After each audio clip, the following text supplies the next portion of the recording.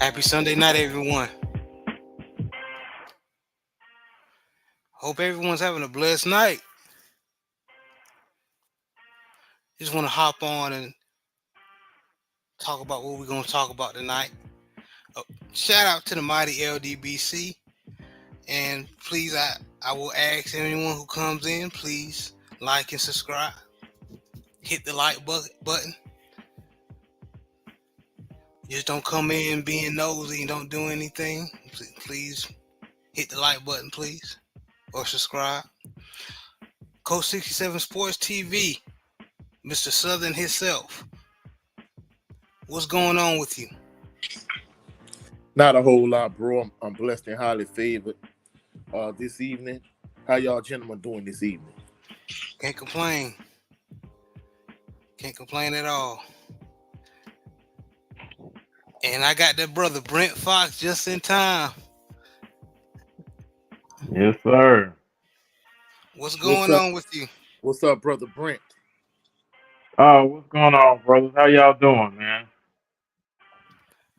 Another Sunday, man. Blessed to be above ground. You feel me? Blessed and highly favored, bro. Yes, sir. I know that y'all doing Bless, better man. than y'all beat the Cardinals, right? Yep. Okay. And then I think your Saints beat the Colts, right? Coach 67. Yes, sir, they did. They beat the Colts. Okay. All right, cool. All right. Well, congratulations to you gentlemen on y'all's victory. We got some work to do. Yeah, y'all. You still feel short, but I think it's on. People talk shit about Kenny Pickett, but I think if Kenny Pickett would have stayed in the game, y'all would have had a better showing. Um, Most definitely. yes. But we were gonna talk about HBU balls, mainly the SWAC Division One HBCU ball first. Going to the SWAC conference and touch on a little bit of me at. Let me share my file.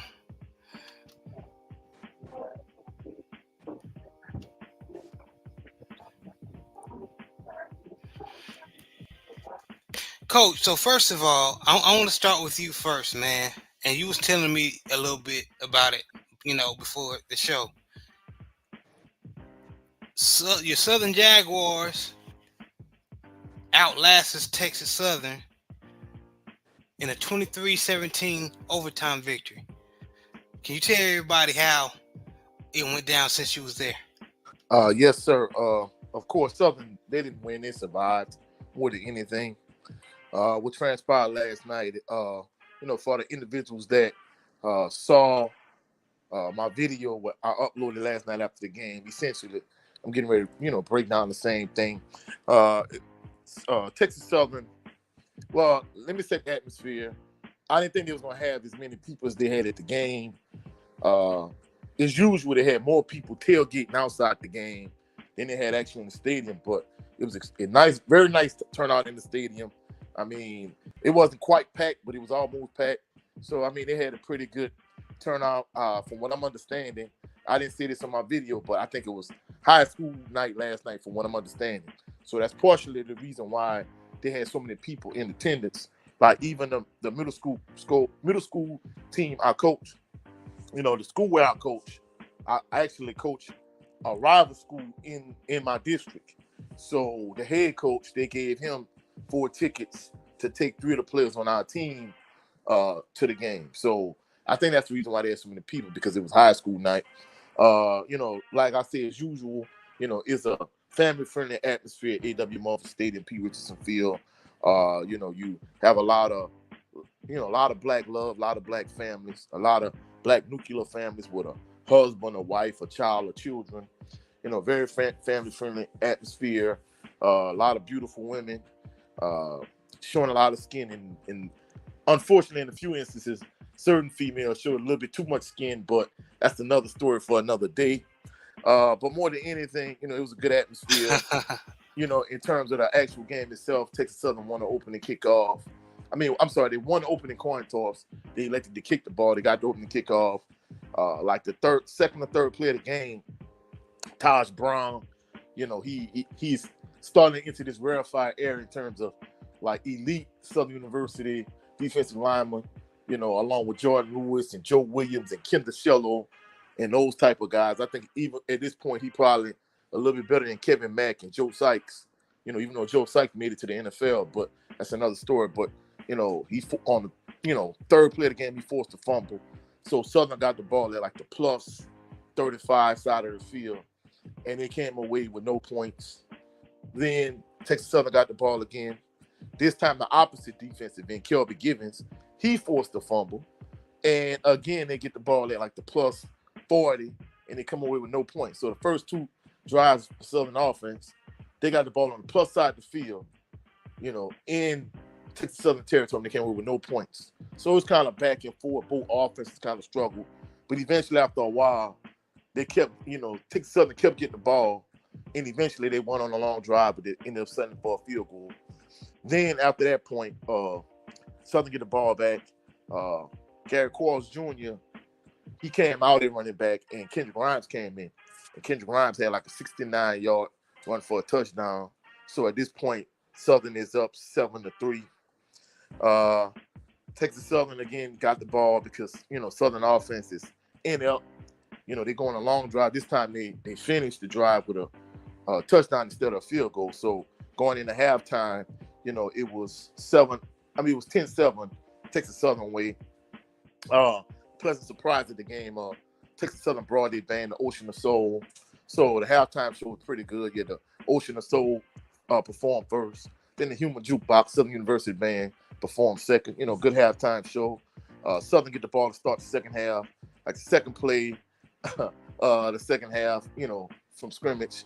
Southern fumbled the ball. Texas Southern got the ball. And essentially, it just kind of seems as if Texas Southern had the ball, I'll probably say for maybe 95% of the second half. I mean, Southern offense is, if I say Southern offense is trash, that would be an understatement. It's mediocre, it's anemic. I mean, they have so many 3-and-outs. And then in addition to that, Southern is a heavily penalized team.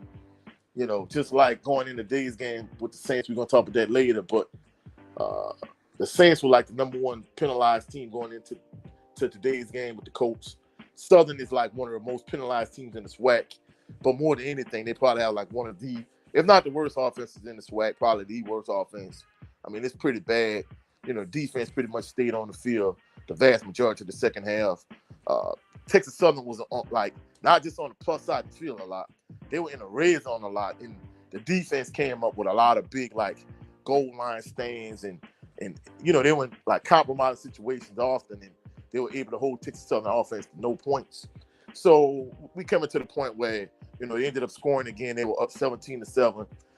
By this point, myself and my family, we just tired of it because Southern offense not moving the ball. They Harold Blood threw another interception. He threw an interception. Texas Southern got the ball. Then Texas Southern got the ball on offense. They had a big play. So at this point, we walking out of A.W. Mumford Stadium. And as we walking out of A.W. Mumford Stadium, we hear a loud roar. So my mom thought Texas Southern scored. I said, no, babe. I say, Texas Southern didn't score. Southern scored. And she was like, no, you can hear Texas Southern band playing. I'm like, they already were playing whenever the play happened. So she was like, well, let's go back in the stadium and see. I said, all right, let's go. So we went back in the stadium. And sure enough, Kelby Givens picked up a fumble and ran it 39 yards for a touchdown. So at this point, we like, all right, hey, Southern cut it from 17-7 to 17-14. So I ended up going back in the stadium. Damn. She wouldn't go back in our original seats. She sat at a lower level with my nephew, and I went back to the seats. They were like, oh, you changed your mind? I'm like, so everything I just told y'all, I told them that, and they all start laughing. So Texas Southern get the ball, and at this point, I think Southern defense kind of fired up. They held them up 3-and-out.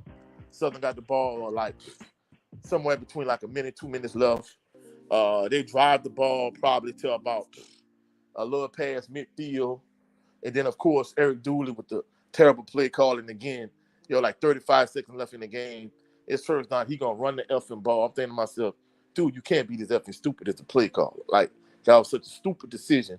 So by this point, Southern only have like a couple plays left. They really need the touchdown because they like a little past midfield. So what ended up happening is they tried to throw deep passes, one going up one sideline, the other one going up the other sideline. They came away with no points. So at this point, they tried out Josh Griffin for a 54-yard field goal attempt. I'm thinking to myself, I know you preseason all SWAC is a kicker, but there's no effing way this dude making this field goal because he missed multiple field goals during the course of the season. He's missed a few extra points. I'm thinking to myself, there's no way he's going to make this field goal. This dude made a 54-yard field goal with 8 seconds left in the game. And I'm thinking to myself, no effing way. So by this point, I'm like, well, I know Texas Southern really not going to try to push the ball down the field with like 8 seconds left. So they call for a fair catch. They kneel on the ball. We going into overtime. And in the back of my mind, I'm thinking to myself at this point, I don't want to get ahead of myself, but I'm thinking to myself, Southern has it at this point because at this point, Southern defense is dominant. And sure enough, Southern won the toss for overtime, and they elected to go on defense first. Southern's defense held them up 3-0, so they had to settle for a field goal attempt. Southern's defense deflected the field goal attempt, so now Southern offense has the ball. And by this point, he's like real conservative. They pretty much, I think, playing for another field goal attempt because he already made a 54-yard field goal. And on third down, Kendrick Grimes ran a touchdown, and that was the end of the game. So, it was a pretty exciting game at the end, but just watching Southern offense is like watching paint dry. It's extremely predictable. It's extremely vanilla. The play calling is limited. It's not like a lot of play variety.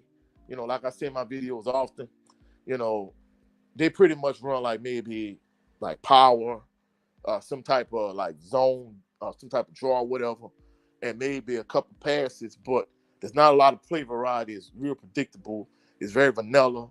There's no jet sweeps, no reverses, no screens to the running backs, no screens to the wide receivers, no sprint passes, no rollout passes, no waggle passes.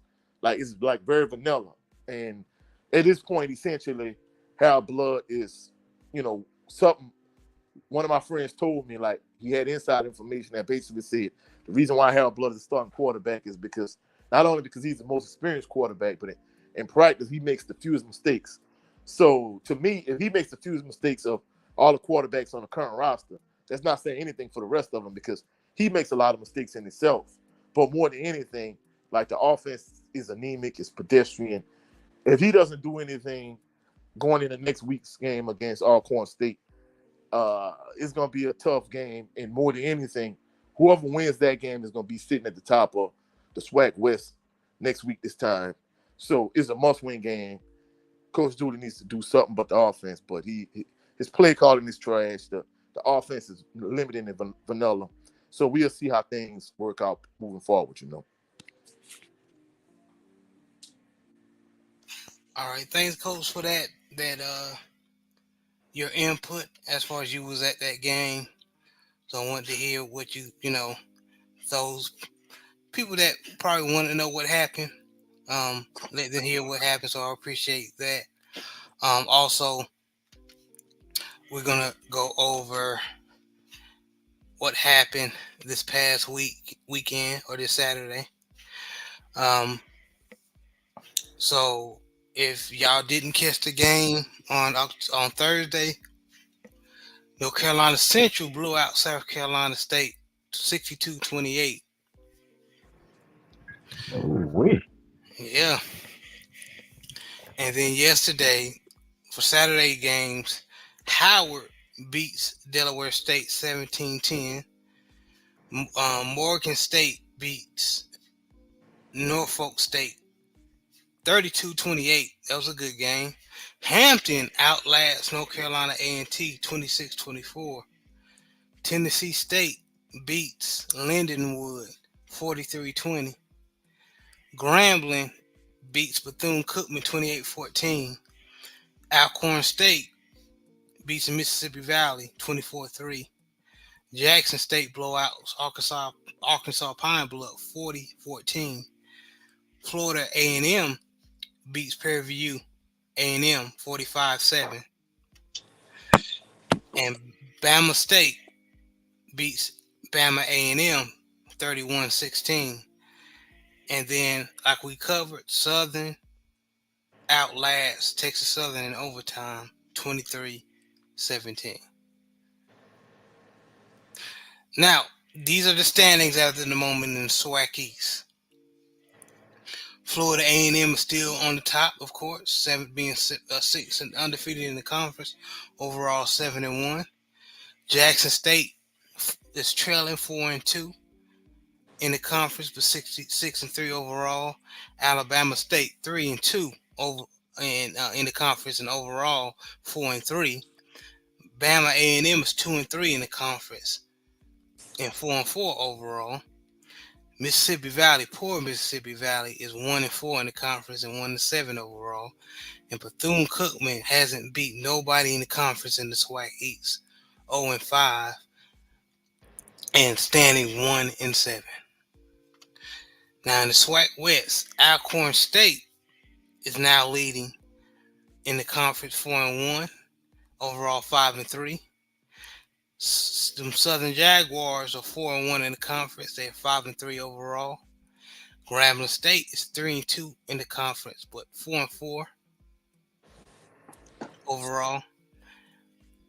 Those Prairie View A&M Panthers are 3-2. They're dropped down to the fourth in the conference right now, but they're 3-2 conference wise and overall 3-5. Texas Southern is 1-4 in the conference and they're 2-6 overall. And poor Pine Bluff is 0-5 in the conference and overall 1-7. Now, as we discussed last show, the SWAC West is, should we call it the Wild Wild West? Well, With without the question, SWAC, Coach? Because at What- one moment with Prairie View A&M, you got Southern was on top. Now Alcorn is on top.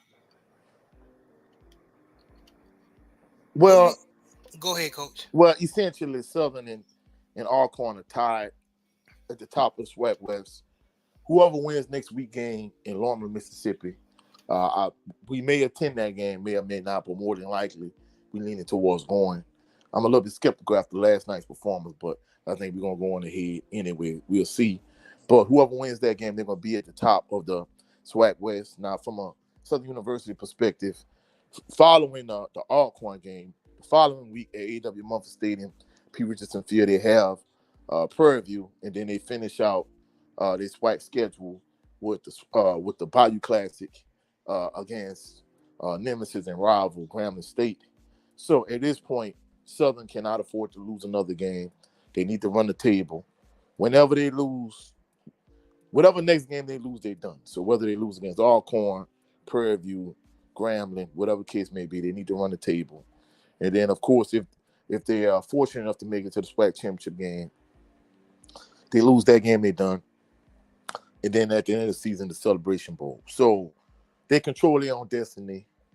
But more than anything, I mean, the defense is playing well with, Taj Brown and Kelby Givens and Jalen Campbell and Jordan Carter. The defense is playing well. Special teams is playing well with Ruben Beauplance, who's probably the best punter in the SWAC, in my opinion.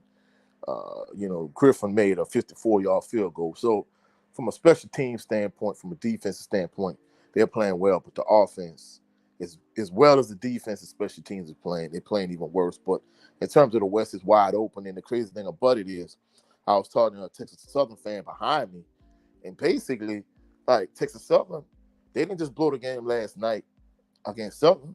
He said this is a pattern throughout the course of the season. They had FAMU beat last week. He said they had Prairie View beat early this season. And, we was talking about how Andrew Body's out for the year. The way he was talking, like, Andrew Body wasn't playing well either. Like, he said the way Andrew Body played, essentially, he cost him the game against Prairie View. So, basically, Texas Southern is not as far off as people might think. Their defense is solid. Their offense is solid. I think quarterback play is really the major issue. I mean, he didn't play as bad as Harold Blood, but more than anything, just like Blood, he's kind of like a game manager. But just the SWAC West overall, it's like you said, it's a wild, wild West. Anybody can win it. Southern can win it. Alcorn can win it. Prairie View can win it. Grambling can win it at this point. So it's pretty much anybody can win this side of the SWAC, for the exception of Texas Southern and Arkansas Pine Bluff. Right. And I will say this, referring to that the Prairie View A&M Florida A&M game. I got to say something about my boy Trezon Conley, quarterback for Prairie View A&M. I know it was against Florida A&M, probably the I can safe to say the best team in the SWAC, but he threw 3 interceptions last night. Yeah, I mean, it seemed like a lot of teams in the SWAC struggling with quarterback play. Yeah.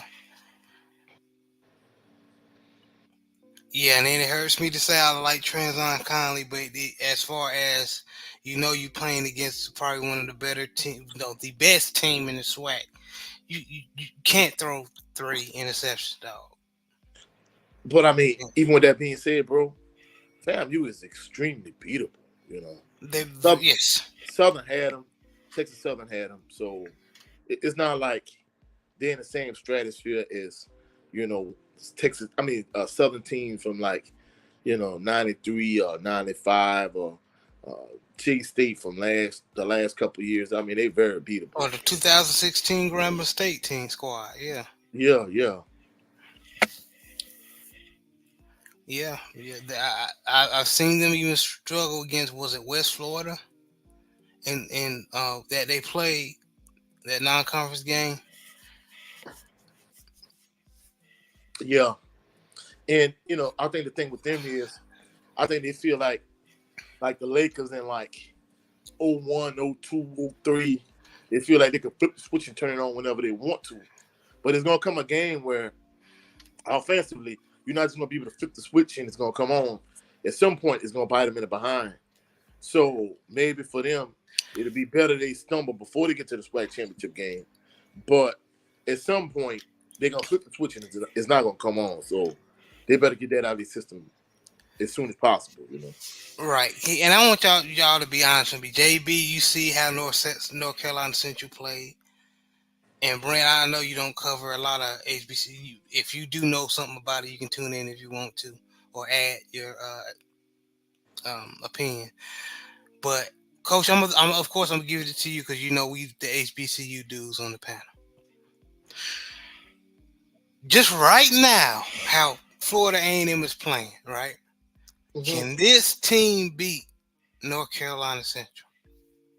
Oh, I mean, without question. I mean, when Jeremy Musa in the offense has it going, I mean, FAMU has a good defense. I mean, let's not mistake that. I mean, they're not as good as Jackson State's defense was last year, but they have a pretty decent defense. But offensively, it's the side of the ball that really kind of moves the needle for them. So they definitely could beat North Carolina Central. However, if I had to make a prediction today, if you told me for certain those two teams will play in the Celebration Bowl, I would lean towards North Carolina Central in terms of their physical style and just them being aggressive on both sides of the ball. All right. JB, what you think?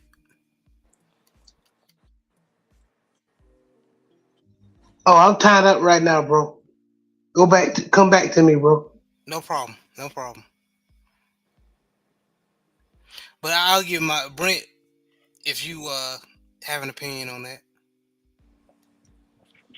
Actually, man, I'm learning very much about the HBCU football. I'm focusing in like on Prairie View and what they're doing, and I'm just trying to kind of build off of that.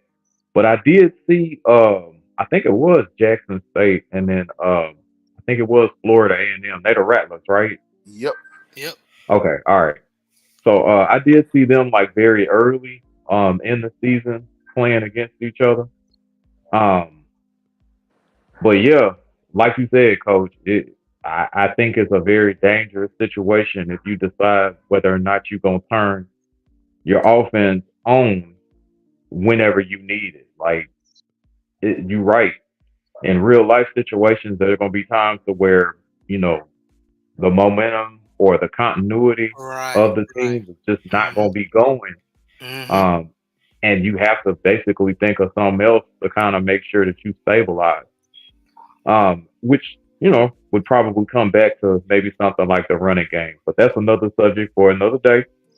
Um, but yeah, you have to have something that you can rely on that's consistent as opposed to just trying to turn it on and be spectacular.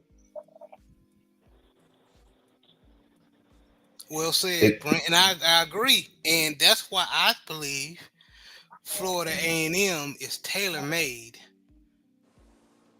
for North Carolina Central. Um, I believe, like what Coach said, if they do they pull that card where their the offense side of the ball is very slow. They can't pick up momentum or move the ball, or they're um, going 3 and out a lot. North Carolina Central is the type of team. They'll punch you in your mouth and keep punching it if you don't stop them. So And, and especially with Davies Richard at quarterback, um, and the weapons they got over there. So um, I think I'm gonna go ahead and say I think it may be, depending on which Florida A&M show, it may be a blowout, Coach. and bro, I could see that too because the thing about it is, I think a lot of times on one side of the ball when you are extremely talented, and let's not mistake it, FAMU has a talented offense. So sometimes they get lackadaisical and they flip the switch on. I even noticed it against Southern, you know, like you said, they could be made tailor made for North Carolina Central because first of all, defensively, they're very vulnerable in the run game. That's where Southern really like made put their stamp and imprint early on in the game. That's how they were able to jump out in front of them. It's just pounding the ball, Kendrick Grimes and Garrett Quarks Jr., they had a pretty decent game early on against FAMU. One. And then two, Jeremy Musa is a good quarterback. He has good weapons around him. They play at a decent tempo, especially when they have it going. But the thing about it is they go through like little laws where they're not clicking on all cylinders. And you could turn that switch on and off against a team like Texas Southern. But if you do that against North Carolina Central, especially the way North Carolina Central is aggressive and punch you in the mouth with their running game, if they struggle to stop Southern's running game early, now don't get me wrong, they made adjustments later on in the game, but I don't know if you're going to be able to adjust when North Carolina Central just punching you in the mouth. Because, as aggressive as J State was last year, they would just go cover zero and just send everybody, and everybody playing man-to-man across the board with no single high safety. North Carolina Central was not moved. They just line up, hey, we punching you in the mouth. And to be truthful, FAMU's defense is not as good as Jackson State's defense was last year. So that could be No, a they're problem not. for them. And you talking about the Celebration Bowl, Coach? If they Yes, sir. was to Yes, face sir. each other.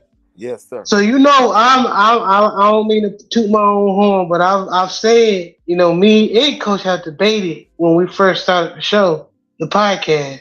And I was talking about how that the MEAC has had the SWAC number and the Celebration Bowl. The first time they beat Prime was South Carolina State, and then it was North Carolina Central. So, and you're absolutely right. Florida A&M is a good team, but they're not as good as that Jackson State team last year. So, um, assuming they make it to the Celebration Bowl, I wouldn't be surprised if a MEAC school beats them because I see all kind of holes in them. And you said it before, where there's opportunities. There were opportunities in the year for SWAC teams to beat them. Even Jackson State. Jackson State had opportunities to beat them within the game. They just couldn't implement it. So good take. Yeah, I mean, truthfully speaking, I think more so Texas Southern and Southern had opportunity to beat them. They manhandled Jackson State. That really wasn't a no contest. I mean, Jackson State scored a little bit at the end, but the score really didn't reflect how Fam, you really dominated J State in that game. I'm talking about like yeah, they did in the second half of the game, but me watching it from the first half, I said, "FAMU, this is a very beatable team." Oh, without question, they definitely beatable, bro.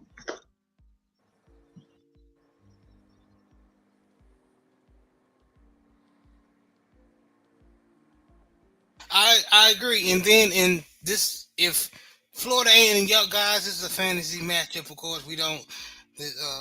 From the way it's looking, it does look like if the Celebration Bowl happens right now, they just say, okay, no more games. Whoever's on top of the MEAC, whoever's on top of the SWAC, right? Um, of course, we assume uh, Florida A&M is going to beat whoever um, plays them in the MEAC championship, and we assume whoever Florida A&M plays in the SWAC championship, they're going to beat. Just assuming that Florida A&M and North Carolina Central play each other, that matchup is going to happen. That's what it's looking like. And just going back, Mr. Ill Will, what's up, man? I am Trill Will. And bomb ass show last night, man. Awesome show. Y'all go subscribe to the OG, man. I am Trill Will. If you want to hear the real about boxing or anything, this is the man to tune in to. Also, he got a gaming channel, so y'all tune in. But but I just think that Florida A&M is looking like they the shit in the SWAC, but I think they gonna get they gonna get Tyson Fury like Francis Ngannou did Tyson Fury last night or yesterday, and we're gonna cover we gonna talk about that later on. But I could be wrong. I think who knows? Florida A&M, may beat North Carolina Central if they play, but I doubt it. I think, fam, you gonna slip up before that point, though, bro. Before I think they might lose one of these next two games. And if that happens, I'm gonna text you and be like, let's go ahead and do a show about that. I don't think that's going. I think Florida A&M's going. It's probably going to be some close matchups, but I think they'll beat off the rest of their schedule. So you're saying they're gonna win out? Yeah, and then they're probably going to beat whoever coming out the West. Well, I think they might have a little amount of slip up because they almost lost last week. I think they'll slip up and then they'll run the table. Because, based on, what I've seen over the years at Southern, when it seemed like Southern had an invincible team, they always slip up to a Jackson State or Alcorn State. It's better to get that loss kind of like in, FBS. You have to get that loss out the way early, because you're overconfident, you cocky, you underestimate this team, you lose. Then you get refocused and then you run the table the rest of the way. You rather just slip up now than slip up in a SWAC championship game. That's just the point I'm trying to make.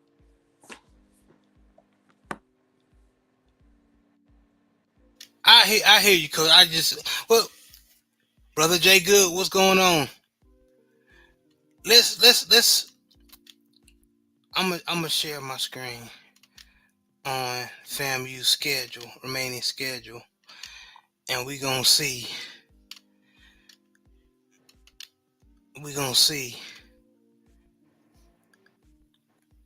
So they got Alabama A&M and Lincoln University next, and then their last game is Bethune-Cookman on November 18th.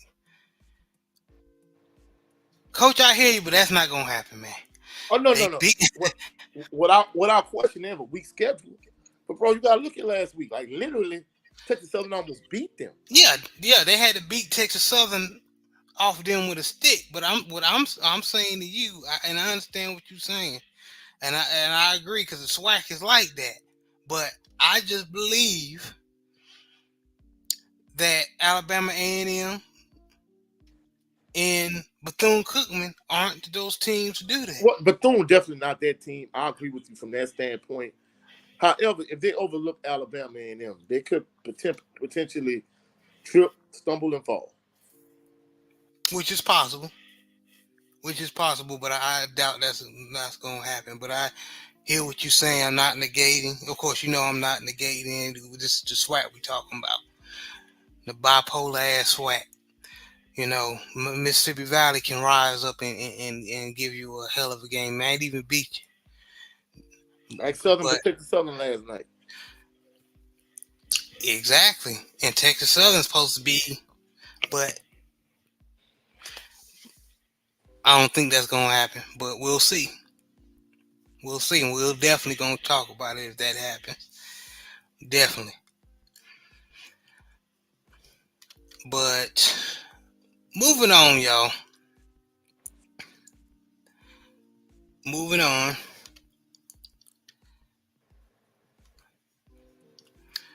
I do want to start the next topic. I'm going to share that.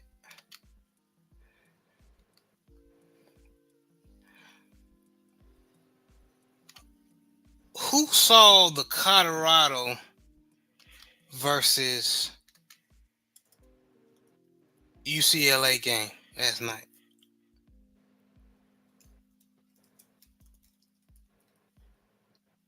I didn't have a chance to watch the full game. I did see the highlights from the game. I was too busy watching my Tar Heels choke. I was not gonna mention that.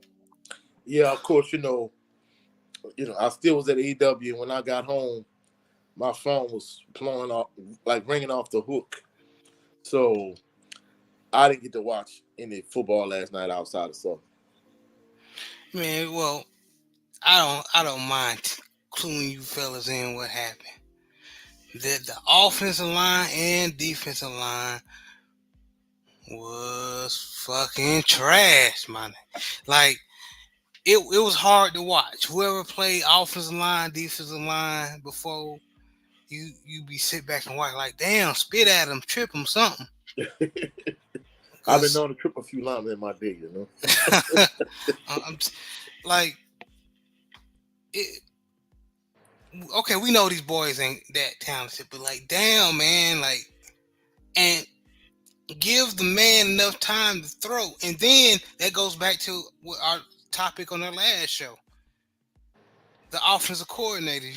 Your offensive line is not that good. Keep trying to insert the running game. Yeah, with an offensive line like that, you got to implement the play action. You're right, Jared. Because even with that, they later in the game, they didn't insert the run enough. It was too late. The defense already had sunken in and knew, okay, this is a run. Y'all wasn't trying to run like that earlier. So we know what's going. I mean, they was in the backfield, man. Like, what's going on, man? Like me and Coach Sip Tally, and I called in on Coach Sip Tally's call-in show before I came in, and I asked a question like, what's going on with these offensive coordinators? They trying to show off they can make a Heisman candidate the Heisman, win them the Heisman, or same thing with the NFL. Like, they trying to offensive coordinators trying to make the star quarterback, look like that dude. But it's they're doing stupid ass plays, man. I don't get it. They getting paid all this money. Yeah, they're not coaching to win the game. They're coaching for stats now. Is that what you're saying? Yes. And we talked about it. I hate to be the dead horse, man, but it's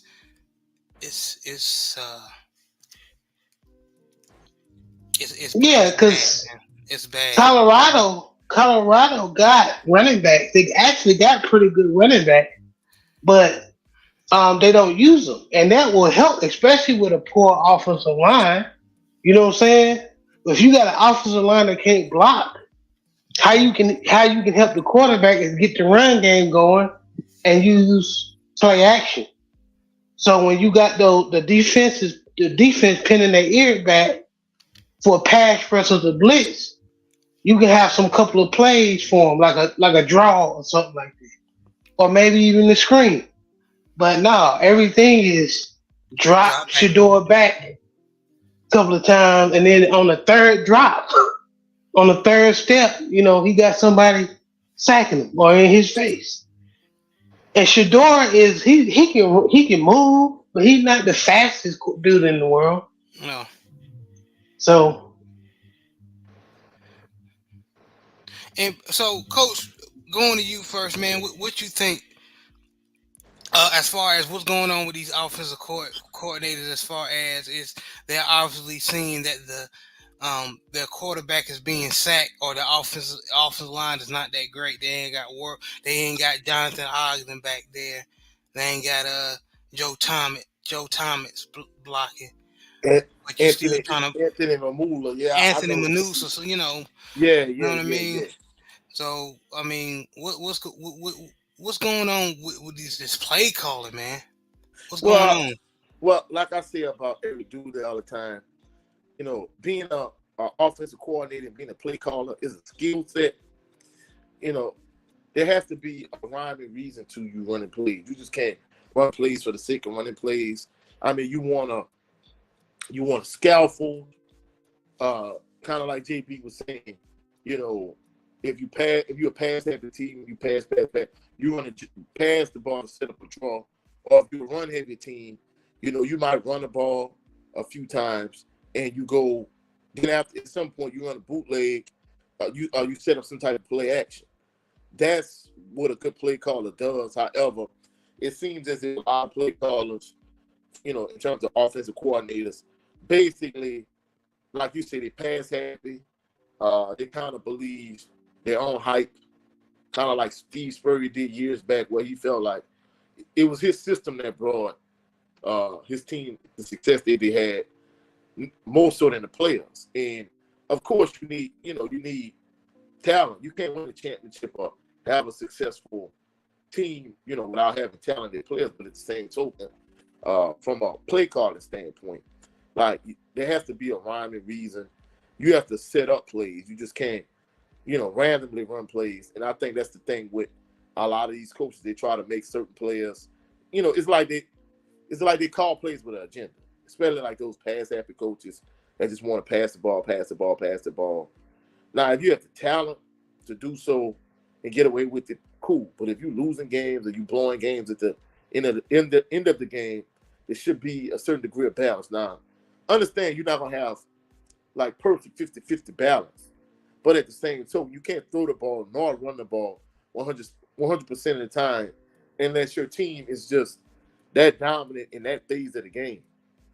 I think, just to kind of use an NFL type team, I think a team that could get away with it may be like the Tennessee Titans with Derrick Henry. I think if they ran the ball 95% of the time, I think they would be okay because he's used to seeing 8 men in the box all the time, and they still run the ball and have success. But like the analogy I used last week, in too many instances, these coaches think they're the smartest guy in the room. Like the Pete Carroll situation in the Super Bowl with the Patriots. Instead of them just running the ball on the 2-yard line, giving the ball to Marshawn Lynch, the Patriots hadn't stopped beast mode that entire game. But they won't make Russell Wilson a star. They run a pick play to the outside and is intercepted. So I mean, that's one of the best examples people gonna still keep using for I years mean, to it was come. stupid. It cost them a Super Bowl. Yeah, yeah. I mean, like I said, man, that's a good example. Um, Brent Fox, what you think about these offensive coordinators making stupid plays, getting their quarterback sacked? For example, Shador Sanders, I think is the most sacked quarterback in the NCAA right now. Um, and they steadily dropping him back in passing. Um, just using him as example, he's a good as example. So what you think? All right, I'm gonna open up with a overused statement. If you play stupid games, you win stupid prizes. Um, and I know that we've mentioned this like I know at least a dozen times. You have to, as any type of coach or coordinator, you have to make adjustments in game in order to win the game. Is Yeah, like Coach was saying, some of these coordinators do actually have an agenda. They want to put up video game numbers for these particular players because, of course, things are set up to benefit passing quarterbacks. Um, and you just want to, they're tempted to try to take it to the brink as much as possible. But in the meantime, you're not focusing on what's important, and what's important is to actually win the game. Uh, you know, Throw out the style points because there are going to be some ugly wins that you just going to have to take. I'd rather have an ugly win than a beautiful looking loss. But I yeah, it kind of it just boggles my mind that you refuse to make adjustments just because something isn't working out. Um, and then you have another area or situation that you could actually exploit, like the running game. If they're playing like cover four, or if they're playing man on man and they're actually matching up well with the receivers out there.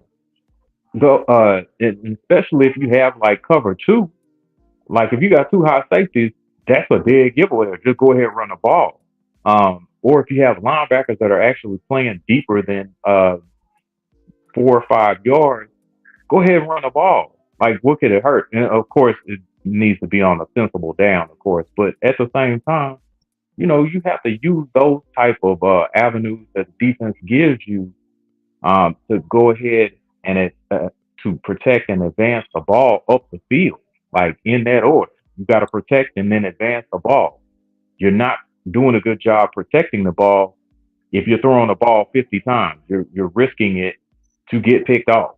Like, run the ball sometimes. And I think a great example that y'all used last week was the kid, I think, from USC that had 7 carries for like 86 yards or something like that. Marshawn Lloyd, yes. Yeah, which was utterly ridiculous. And guess what, Brent? What? He had over 100 yards. Mm, Him running the ball hmm saved their ass. mm. They almost got upset against California. Oh, that sure did. Yeah, that was a real tight game. I was really surprised that they held on.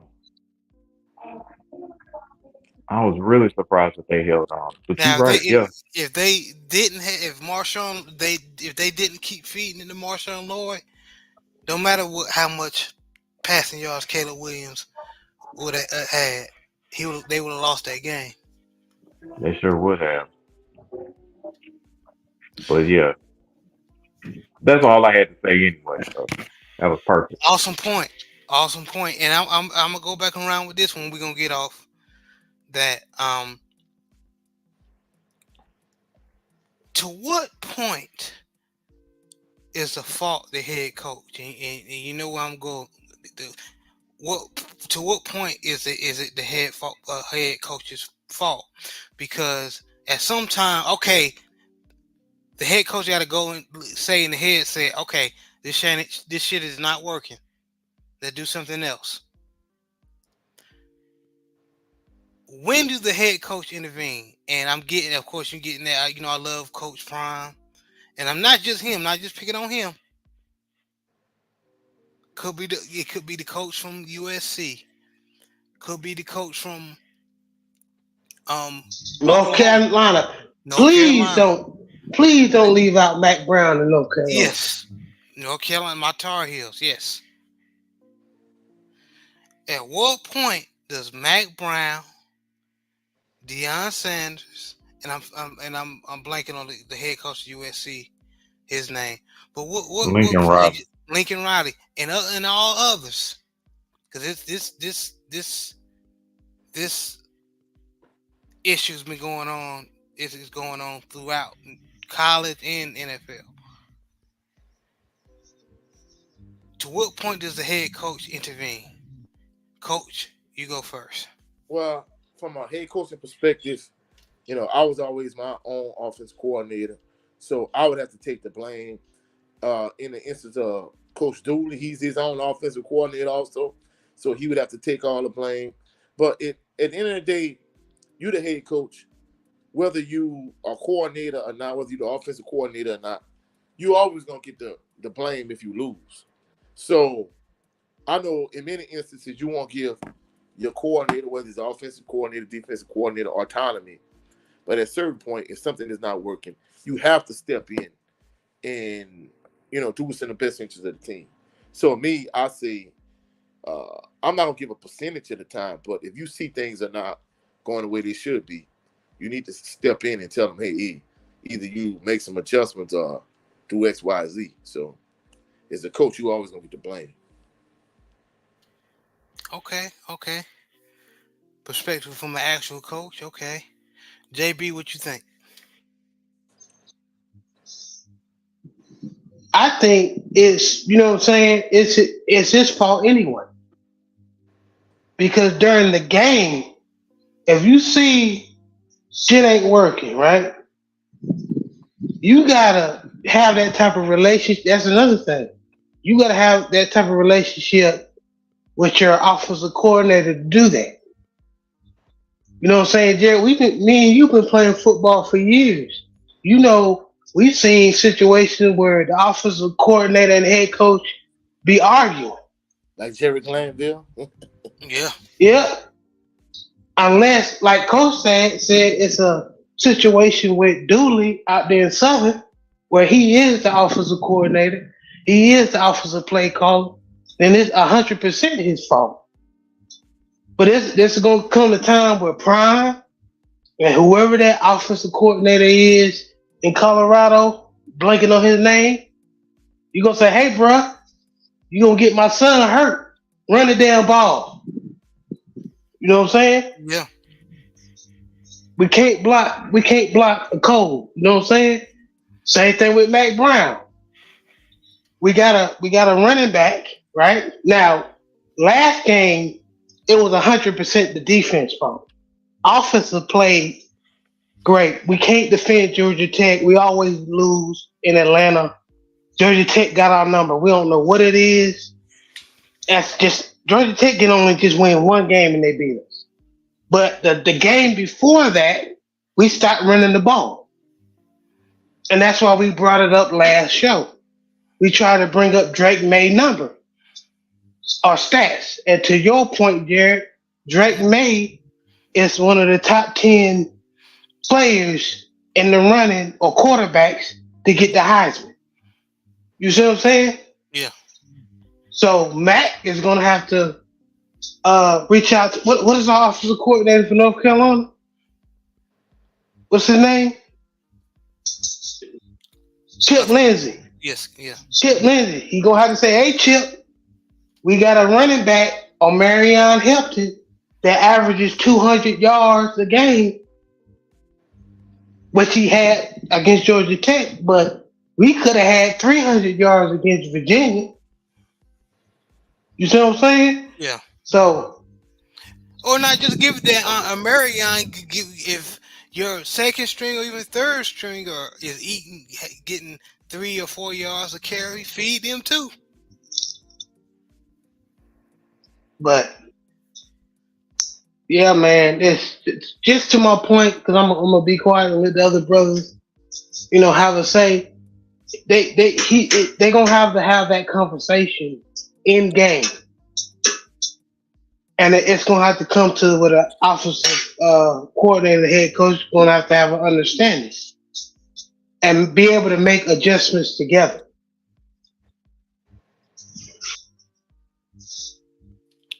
point, JB. And I want to say salute to Big Joe Town. He said he at dinner with the lady. Oh, that's what's up, man. You and your lady, man. Have a blessed night and enjoy, man. And brother Jay Good, he said Sean. Yeah, Sean. That's who I talked about last show, Jay. Sean Lewis. Sean Lewis have been making horrible calls, man. And I love Coach Prime, but I'm like, Coach Prime, when you gonna intervene? Cause this shit ain't working.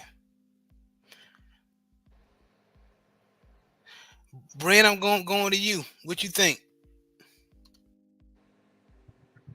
Um, the head coach is the one that should be the most accountable anyway. That's why he's the head man.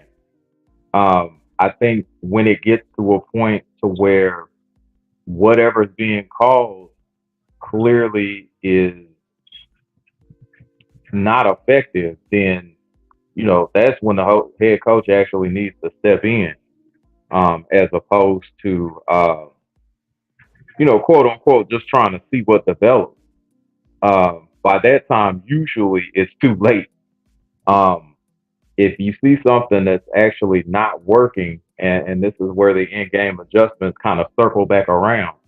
If you clearly see something that's not working, um, like these mid-range routes or these deep routes, then you have to make sure that you have something set up to where either the quarterback gets it out of their hand very quickly, or you turn around and hand the ball off and see how effective that is. Just small adjustments like that can actually save you from failure or losing a game.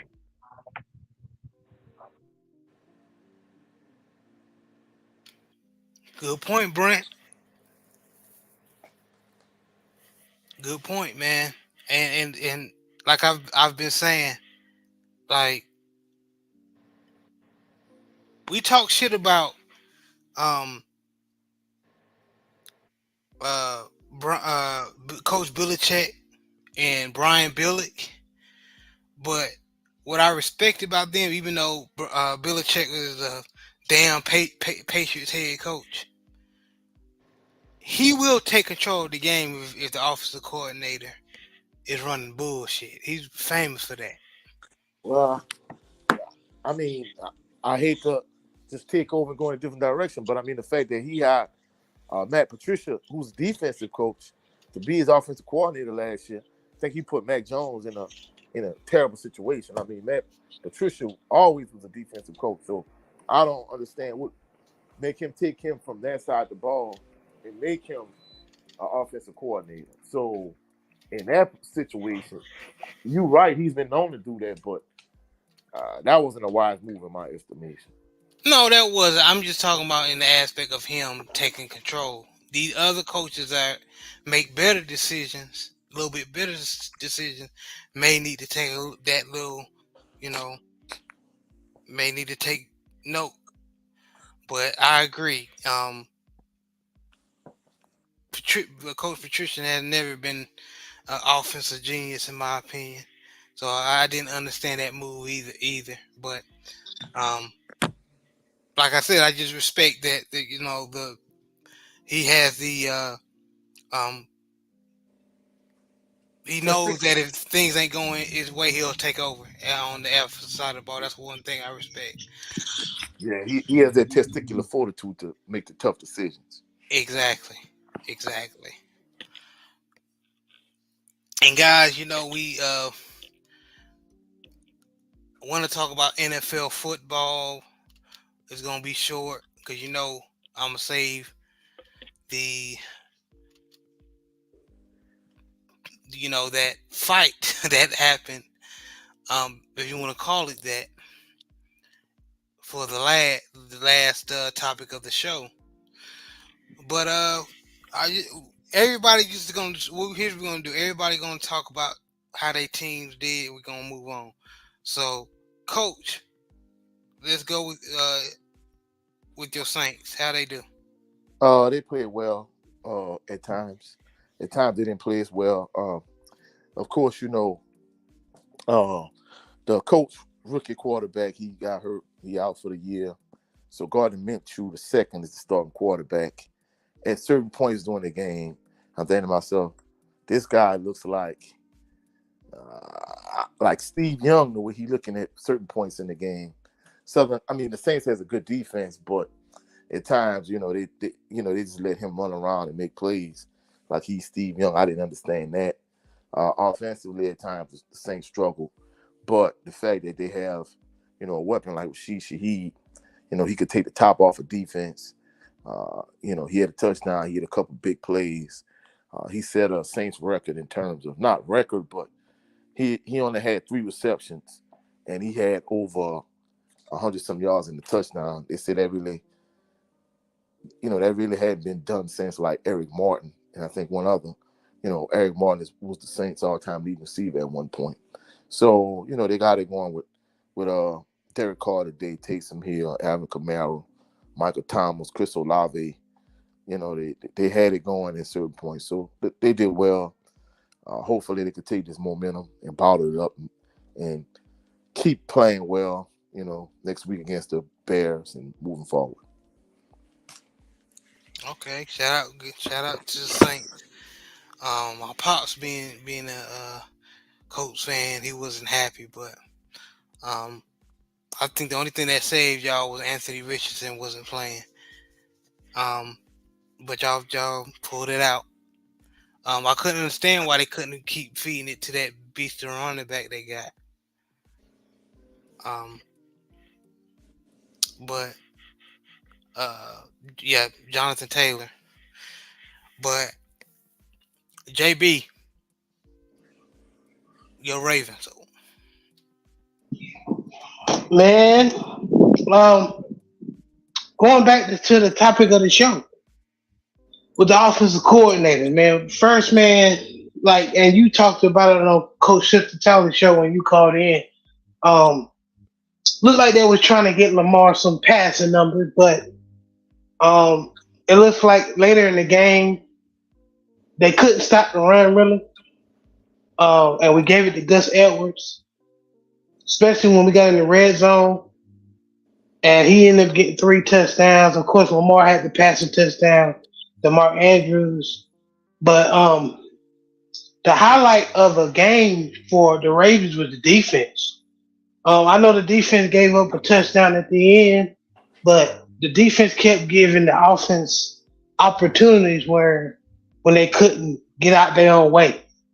So shout out to the Ravens defense, and hopefully this get us better as far as consistency.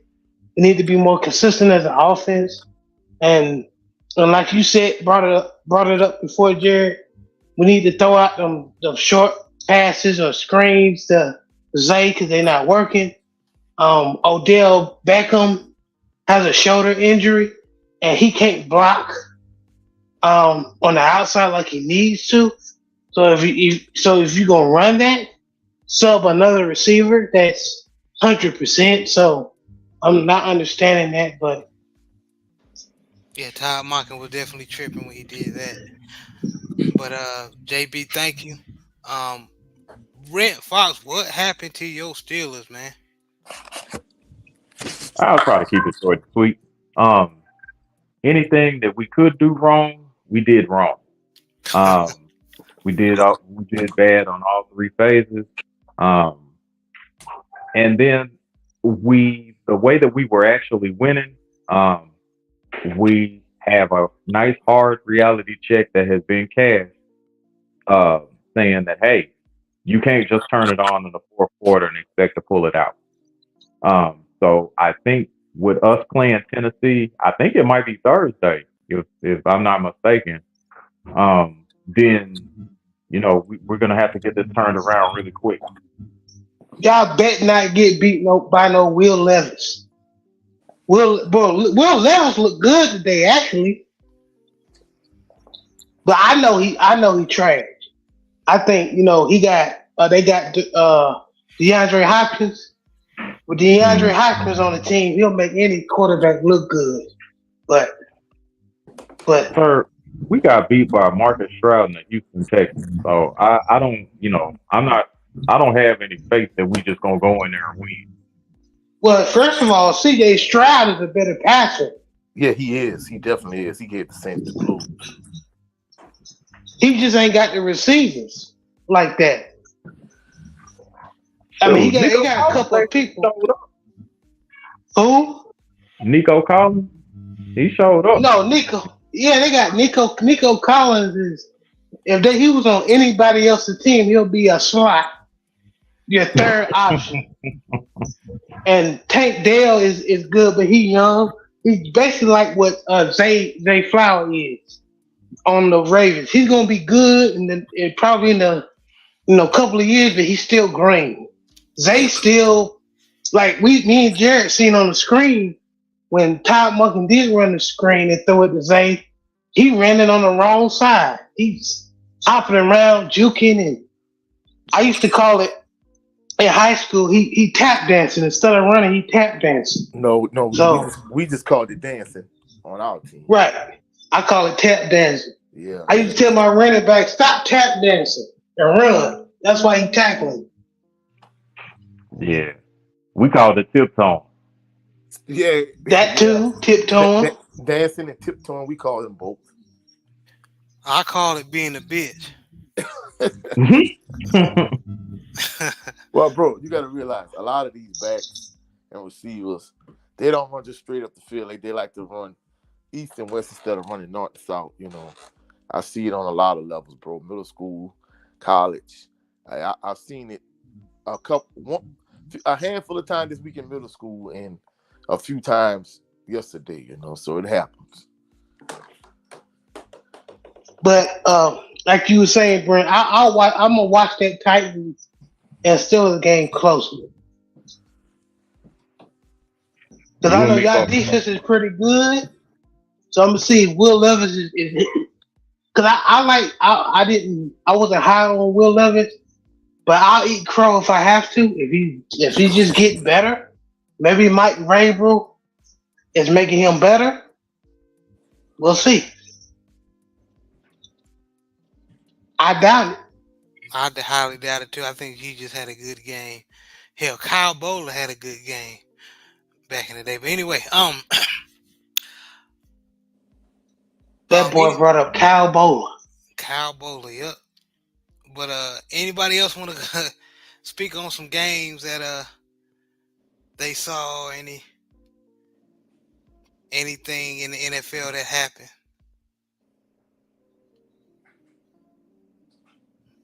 That's a no. I guess not. I mean, unfortunately, I do have to go over this. The Dallas Cowboys dominated the LA Rams today. I think the score was like 43 to 20 or something like that. Dang, yeah. Defense got caught punched in the mouth, didn't they? Yeah, but they scored all three phases of the game. Offense, defense, special teams, they scored. Oh, yeah, they'll do it. Yeah. And the special team score was a safety. Let me just be clear on that. But it was still a score. It was a block punt, and then it rolled into the end zone. So it was a safety from that. And then they had a couple of close calls on like some kick returns. So Turpin was out there doing his thing, returning kicks. So that's what you call rolling on all cylinders. Yeah, unfortunately, they did look good. Okay, I'm gonna just go ahead and give them their props because I live in Dallas. Fine, the Cowboys did good.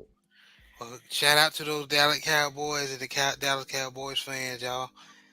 Y'all definitely can celebrate this one tonight. San Francisco lost to the Bengals. Yeah, I saw that. Wait, what? Yeah. Joe Burrow looked like Joe Burrow. Jamar Chase looked like Jamar Chase. Whoa. Hey, so that's 3 in a row that they lost in, right? Because they lost to Cleveland, they lost to Minnesota, then they lost to then they lost to Cincinnati. Yeah, Brock Purdy is so overrated.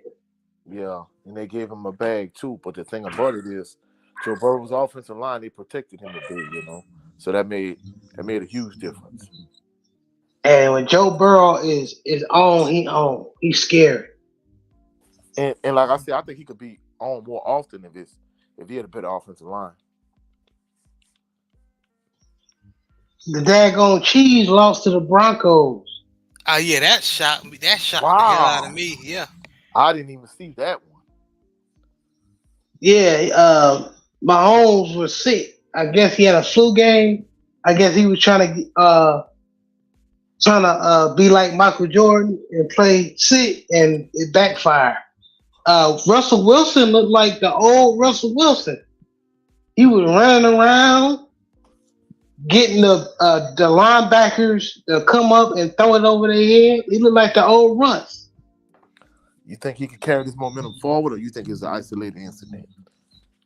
I hope so, Isolated. man. I'm rooting for, even though I probably wouldn't like him, but I root for him, man. You know what I'm saying? I don't like when everybody just pile on a person. You know what I'm saying? Yeah, I Um, feel you. but I feel you big time. but yeah, that was some whole move what he did to Marshawn Lynch. But you know what I'm saying? I hope um I hope he does good because they're gonna use him as an excuse of not giving black quarterbacks the bag in the future or any scrambling quarterback. So it's not just for him; it's just for the I'm future. gonna say this and move on. Well, one thing I want to disagree with. Well, I don't disagree with you, but I think that would be silly for them to do that, even if it's racism involved. Because first of all, Russ is long in the tooth. He was in that Seattle system for years that Pete Carroll protecting them in, and I mean, you can't use Russ to blame on black quarterbacks, even if they gonna try. That's a stupid ass argument. I agree. But look I at agree with you. Jared. Look at Atlanta. Atlanta had a chance to sign Lamar Jackson, and look at how they doing now. Bro, I mean, they tied with the Saints at the top of the NFC South. I think the issue, what what you just said. I think you have so many black quarterbacks like Lamar Jackson that's balling. They can't use that as an excuse to justify not paying in the next one.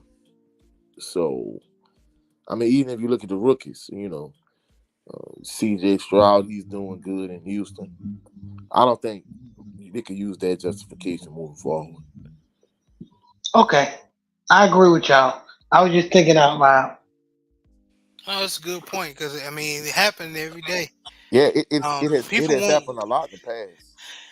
people want this racism, especially white people. They want the stop talking about race like that. That's one thing that black folk are tired of trying to explain to not just white people, other races that really don't empathize, or me personally, I don't give a damn if you empathize, but um, you really don't understand what black folk have to deal with when it comes to um, racism. And when I'm not just talking about prejudice, like any one tooth in their mouth hillbilly can call somebody a nigger, monkey, moon cricket. I ain't talking about that. I'm talking about like Systemic racism. yeah, systemic racism. And what it is it seems I understand that you don't care. That's fine. But when it comes to my reality, I'm not gonna let you speak on it. And that's what a lot of black folk need to have to take the position. Quit letting people that don't really care about what you're going through Speak speak on on your reality. speak on your reality. It's not your reality. I don't give a damn if you don't get over it. I don't have to get over anything if it keeps happening. What it is, you're saying that you don't care. Okay, I understand that you don't care. Mind your fucking business then.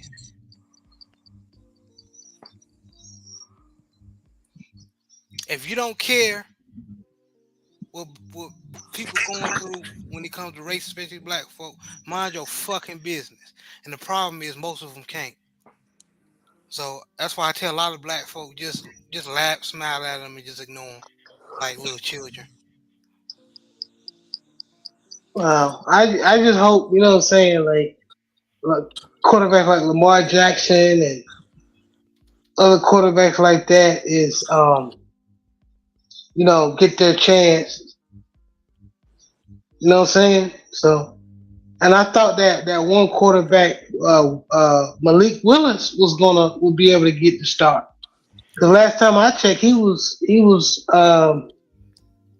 second string behind Tannehill. So Yeah, I when I would love saw to see Will Malik Levis, Willis, but I think I'm just being real. Malik Willis, he's an awesome athlete. I think he needs to do a Geno Smith. He needs to continue to hold the clipboard for. I think his situation is he needs some more practice when it comes to the passing game because he's not as polished. So he needs to do a Geno Smith, which they should have done when the Jets drafted him. They shouldn't even started him.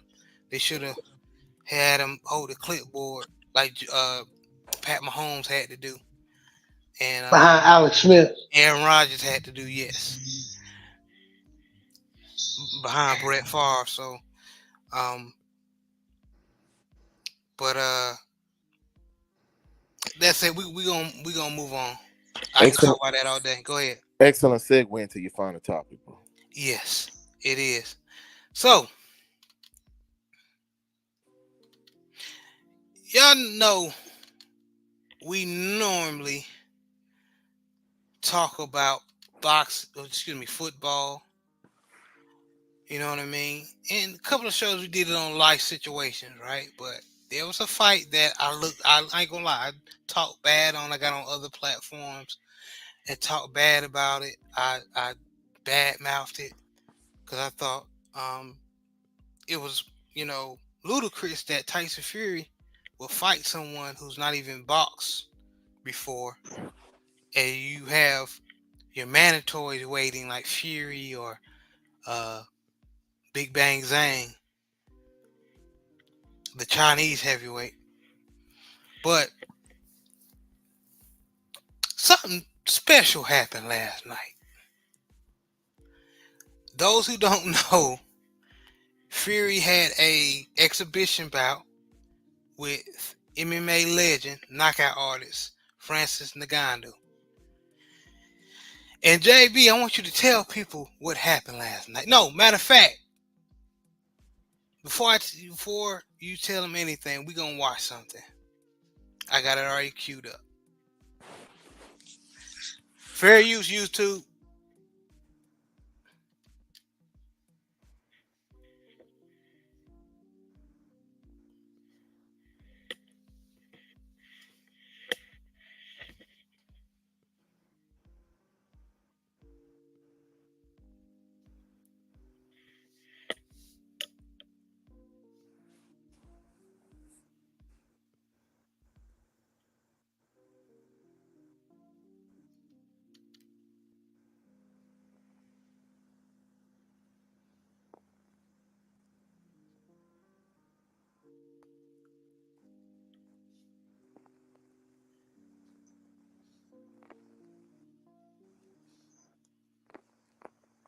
I said Fury football is fight. My bad, y'all. Hold on, let me find.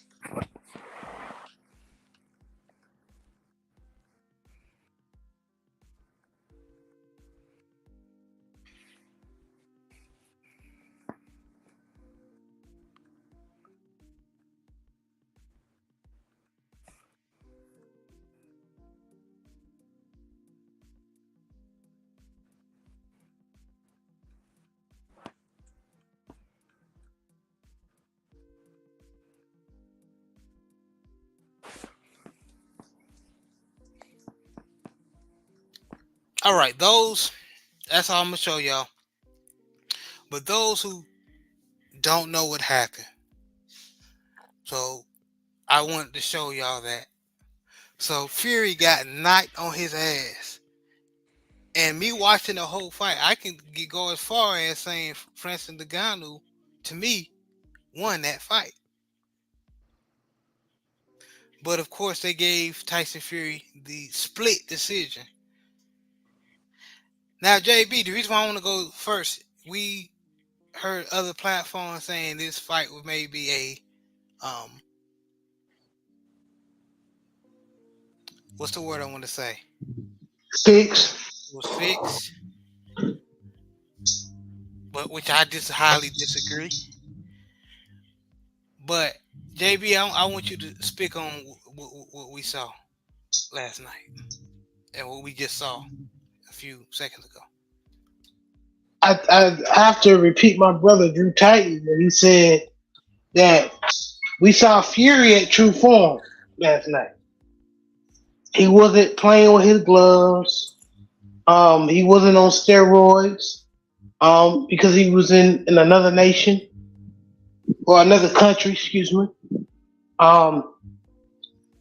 So I think he thought that he was just gonna go in here against this MMA fighter, because usually MMA fighters don't have good chins.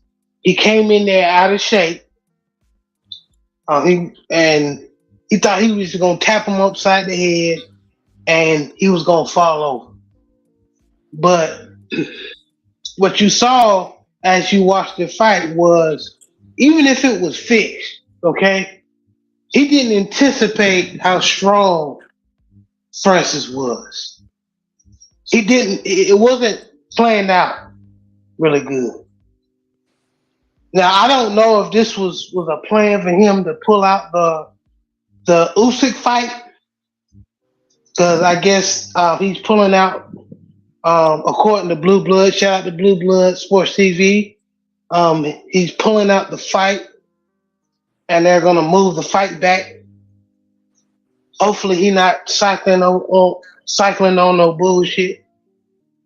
Those who know. I'm gonna just leave it at that, right? So basically, it was you just saw last night was an embarrassment. This guy is supposed to be the heavyweight champion in the world, and he got in a competitive fight with a person who never really boxed like that before. Or as we've seen, he never boxed professionally. He probably boxed in the background or training other MMA fighters or in the gyms and stuff, but he never boxed professionally. This was his first fight.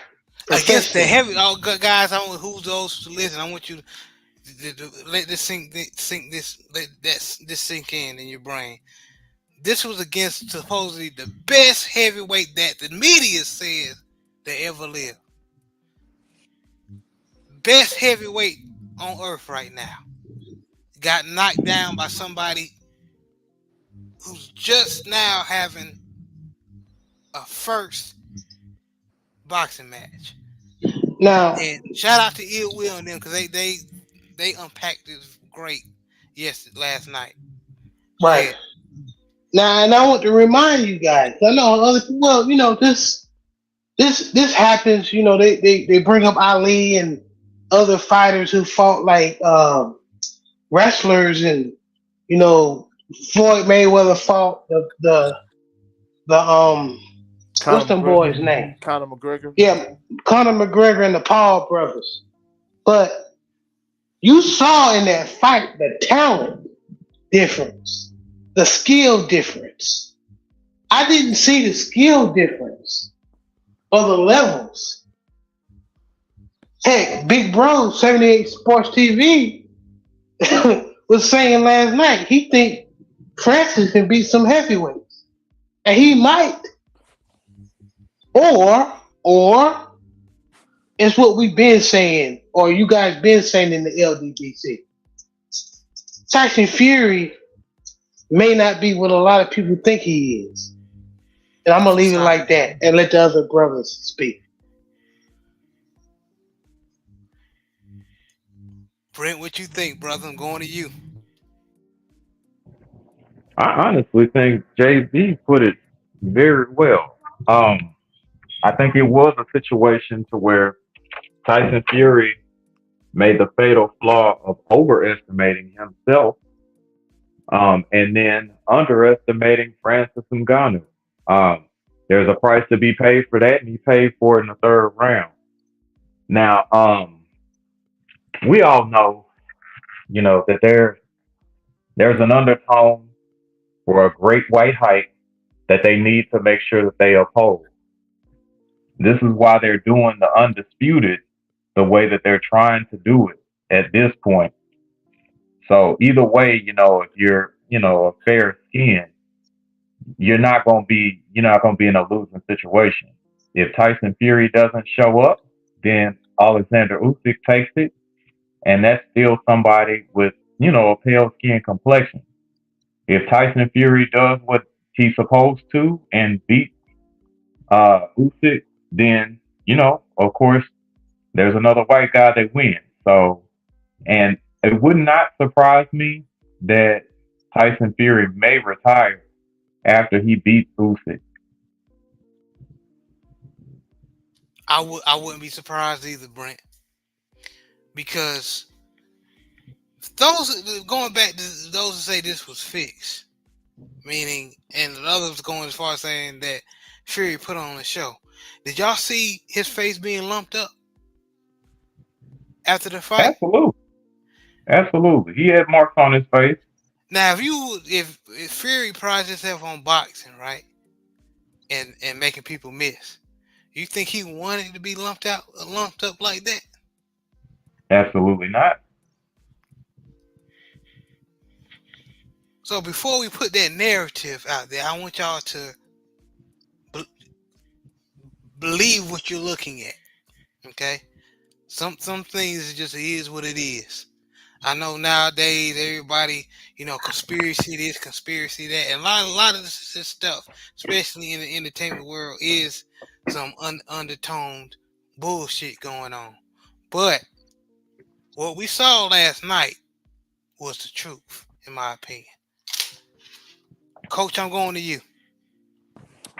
Bro, you brought up a very valid point. First and foremost, let me give this caveat because I was at Southern's game against Texas Southern. I didn't get to watch the fight. However, during the course of the fight, my cousin Raymond King Ray, that's with me on Bayou Sports Talk. He's an avid MMA fan, so he's a huge Francis Ngannou fan.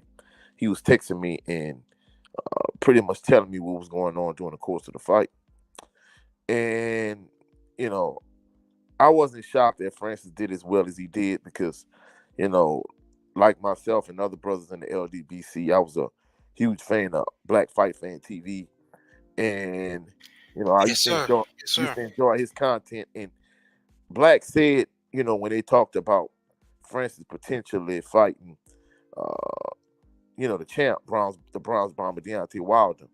Basically, he said Francis had a legitimate boxing background, and he was a real threat from a boxing perspective. However, they felt like his lane was more MMA, so that's why his handlers and whoever they kind of steered him in that direction, because that was going to be what was in, his future was more in MMA than boxing. But in terms of the actual fight, I didn't get to see the entire fight. I just saw clips and highlights.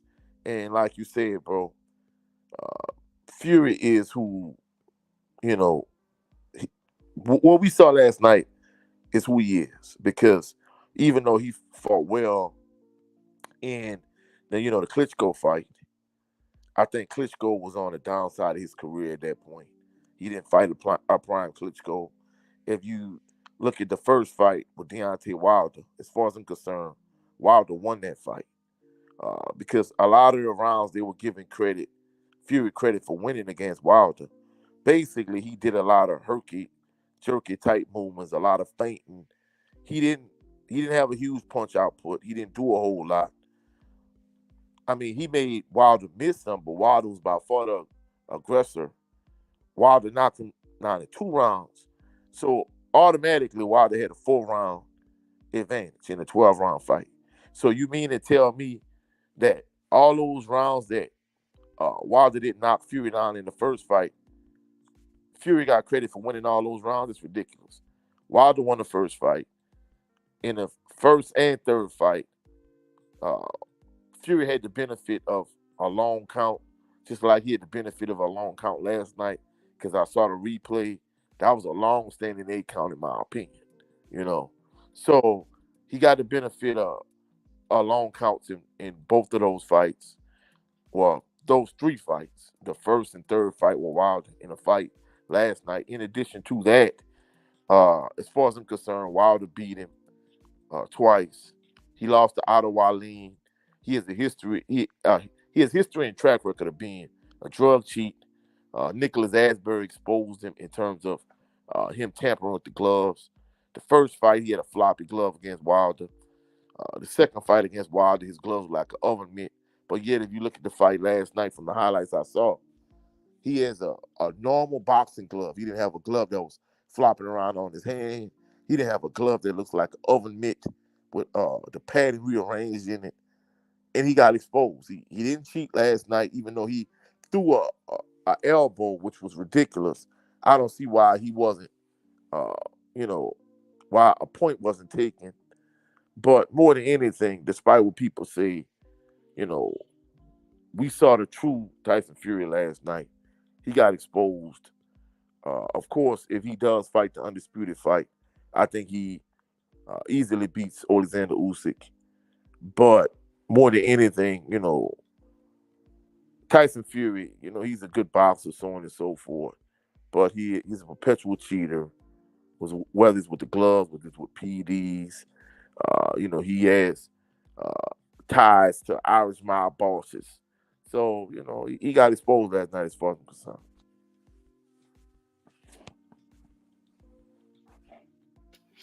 Man, good point, Coach. And people really don't know the background of Tyson Fury.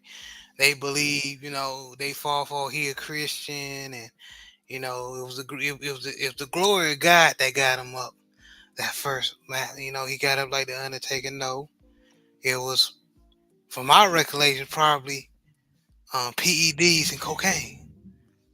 That ain't God. So, and me being a fellow believer, and I don't know what everybody believe in, but this not show about this. But I'm just being honest. I believe in God, and my fellow believers in Christ. Quit being so quick to hop on some bullshit.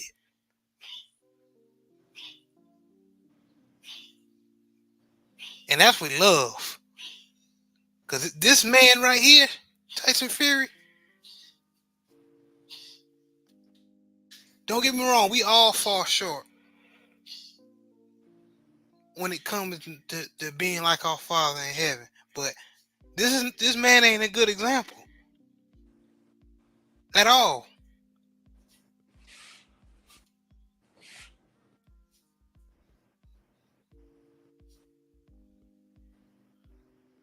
What's good living big with Big Reg? And y'all, like, before we watch this fight, man, I always watch people just saying, like, he's a motivated a lot of people, mental awareness and never giving up and everything. Those who believe in that, what if you found out all what he's standing on right now is a facade? Then what?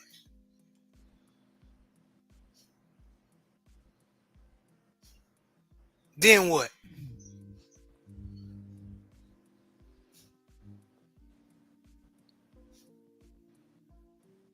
Then that means when it comes to you personally, people will have to question your discernment.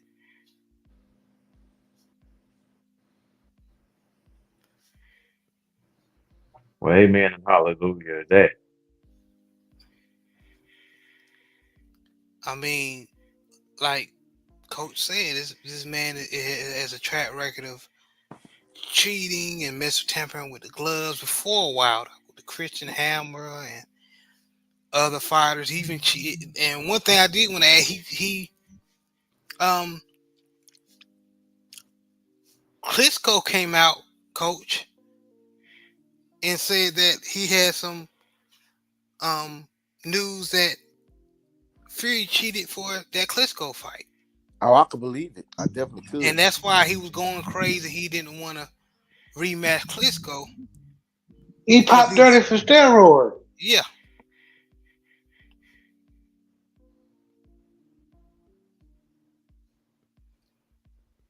So when people like Deontay Wilder tell you something wrong, this man haven't. I sparred with this man before I fought him, and we're going into the trilogy, especially after the first fight. All of a sudden, his punches is causing dents in people's heads and stuff like that. Something wrong. Now, I say all to say that. What's your point, man? Whoever's listening, who's taking up for Fury, what's your point? My point is how he knocked down Wilder, how he knocked down Dylan White.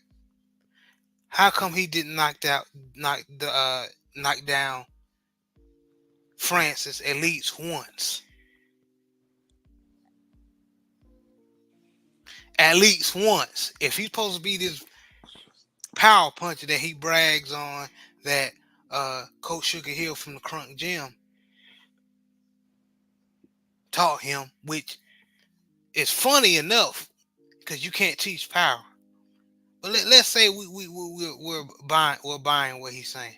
How come we ain't see that against this MMA fighter?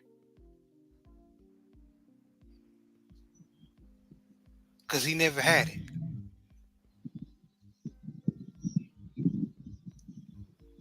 I'm rambling, y'all, but anybody else got something to say? Anybody want to add on to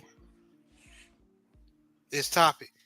Bro, I agree with everything you say 100%. You know, he has a track record and history of cheating. You know, we talked with the Nicholas Asbury situation. Like I said, as far as I'm concerned, he lost to Wilder twice. He cheated Wilder all 3 times.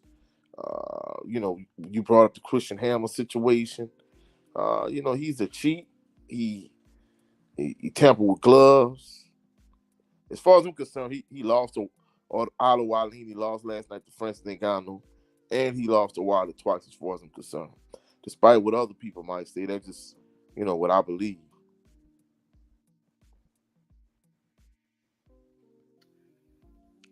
JB, what you think? You said it all, man. You know what I'm saying? Especially when you say people that, you know, especially when he say that he believe in God and stuff, man. You know how many dirty, foul people that claim that they believe in Jesus and do the most messed up things to people? That, to me, you worse than somebody that don't believe, to be honest with you. So I'm not a fan of Fury. I see right through Fury. But Francis, man, he just proved to everybody, man, that, you know, what he is. I hope this is a stock, bring up his stock. Because apparently Dana White wasn't paying him enough in MMA. So I hope, you know, Francis get the bag. And he did get the bag. So shout out to Francis, man. Oh, he could definitely make a lot of money, and he in the heavyweight division. And I think he could beat a lot of heavyweights from what I saw from him. You know, I'll say they need to bring him on slow.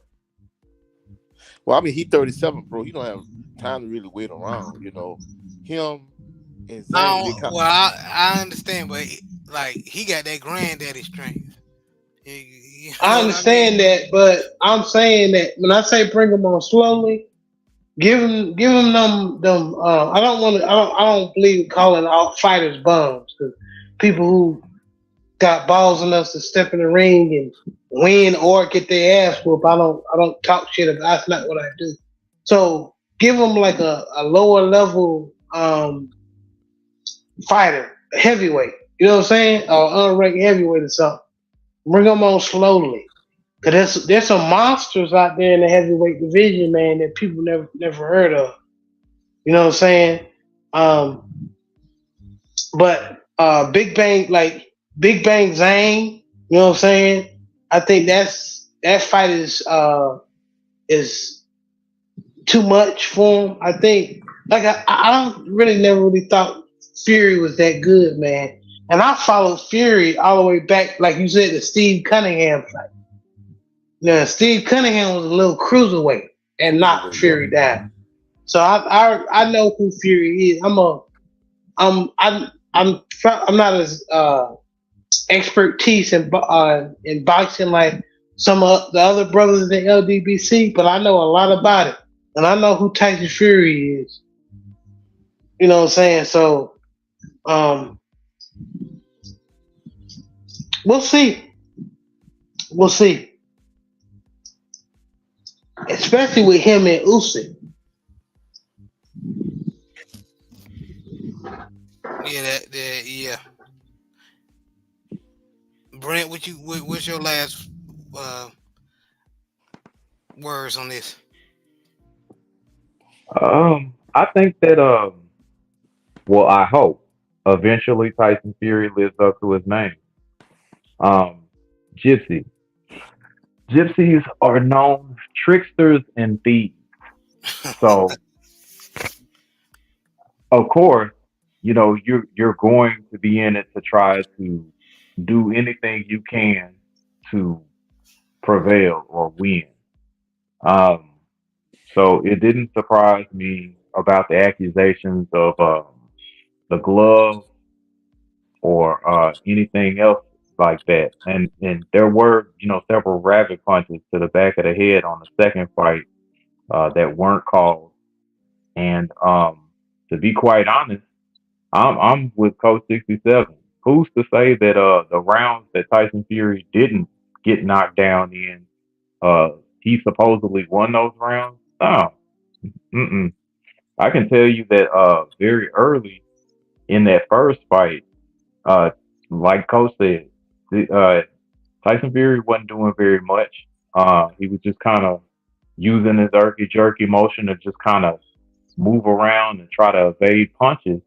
Um, and to be quite honest with you, if Deontay Wilder did in the third fight what he did in that first fight, we probably wouldn't even be talking about Tyson Fury, to be quite honest with you. Because Deontay attacked his body. And if you attack someone's body like that, you can't use it against you can't use it as effectively against your opponent when you're leaning on them and trying to elbow them and all of that. Um, so of course him and Malik had the right game plan the third fight. It but the damage, was already done and unfortunately it just didn't work out. But yeah, I'm certainly hoping that Tyson Fury does live up to his name and is the Gypsy King because um, when you give that energy out of a trickster and a deceiver and someone that can't be trusted, I really believe eventually that is going to come back on you. It almost happened last night, but I think that I'm the hope is that Fury gets a little too prideful, takes a fight that he thinks is easy, and he tricks himself in the end and winds up on the canvas. That's all I got. Well said, Brent. Well said, Brent. And coach, I'm gonna go to you, lad. What's your last thoughts on this topic? Uh, Truthfully speaking, bro, I'm in agreement with everything y'all said. Fury is not who they report him to be. At one point, they were saying that hey, he the greatest British boxer of all time. He would beat Lennox Lewis, which is ridiculous. And the thing about it is, you talk about Shakur Stevenson said that he would beat a prime Muhammad Ali, which he really don't know. Ali didn't duck no smoke. Tyson Fury, he ducked the rematch with Klitschko. He initially ducked the rematch with Wilder. Fury is not all they claim he is. I'm not gonna say he a bum or anything, but if you notice in all his best fights, it's some kind of shenanigans going on. So I think that's the real Fury we saw last night. I don't think he that guy. Man, I wholeheartedly agree, man. And it just shows that, especially, I'm sorry to say, the American masses are very naive. Like, I know we just talk about sports, but um, of course we've already the reason why they want this man as their champion. Um, and I'll be honest, I don't think they really want this man as their champion. They were just happy that Deontay Wilder lost. They Yep. got them belts off of Wilder, and like Drew Titan said, this is your like Drew Titan 78 Sports Stormy B man said, this is y'all champion. This is y'all king. And those fellow Christians who talk shit about Deontay Wilder saying he leaving demons and stuff like that, be careful who you crown your king. And I want you to go back to your Bibles and read what happened to the children of Israel when they chose the wrong king, when they chose Saul. What happened?